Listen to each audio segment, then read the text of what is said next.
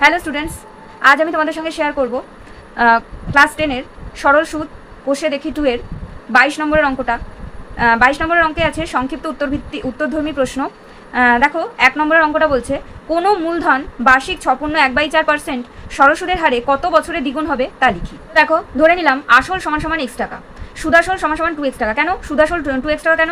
কেননা এখানে বলা হয়েছে যে কত বছরে দ্বিগুণ হবে কোনো মূলধনটা মানে হচ্ছে আসলটা আমি এখানে ধরে নিলাম হচ্ছে x টাকা, ঠিক আছে। এবার সেটা কত বছরে দ্বিগুণ হবে, দ্বিগুণ মানে হচ্ছে 2x, তাই তো? তাহলে সেইটা দ্বিগুণটা কি, মানে দ্বিগুণ যেটা সেটা হচ্ছে সুদাসল, তার মানে 2x টাকা। তাহলে সুদ তাহলে কত না 2x - x এত টাকা সমান সমান x টাকা। ওকে, আচ্ছা তাহলে আমি এখানে ছকটা তৈরি করে নিতে পারি। পি মানে হচ্ছে x, ঠিক আছে, আর সুদ মানে হচ্ছে i, সেটাও হচ্ছে x টাকা। ওকে, আচ্ছা টি মানে হচ্ছে এটা কত বছর সেটা আমি জানি না, এটা সেই জন্য জিজ্ঞাসা চিহ্ন। আর